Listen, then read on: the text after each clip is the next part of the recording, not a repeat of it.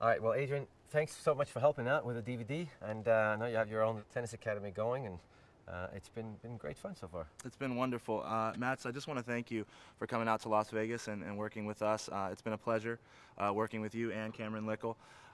We had an interesting discussion today about the open stance and the closed stance. So let's bury the hatchet and let the people out there know our thoughts and how we came together. Almost two different worlds, almost an old school approach and a modern day approach, but combining both of our theories and coming to terms with our approach. Now, we had talked earlier about the open stance, and we had some clients that had mentioned, oh, it's all about the open stance, or the top 100 players only use open stance. And we had that debate, but we actually both agreed on one thing, and you know, moving forward and stepping into the ball is very important. Wouldn't you agree? Well, I mean, the most important thing is that you cannot watch TV and think that that's how you play tennis. The pros are playing tennis with an open stance and an open stance on the backhand side because they don't have time. That's the main reason. And then they get so comfortable and get so confident. They're so strong and they hit this middle square in the racket so often that they don't need to have their whole body movements with the shot. But I think when you teach a beginner and when you teach little kids,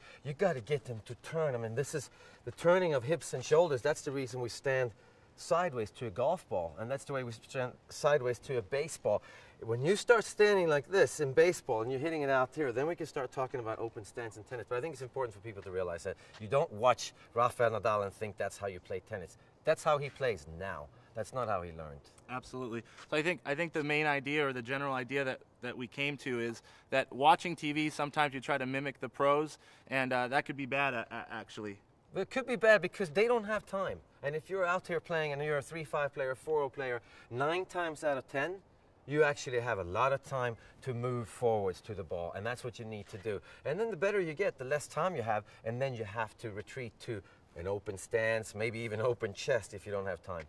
Wonderful, wonderful. Well, thank you, Matt. Thank you. It was great. Thank you. Thanks, Hayden.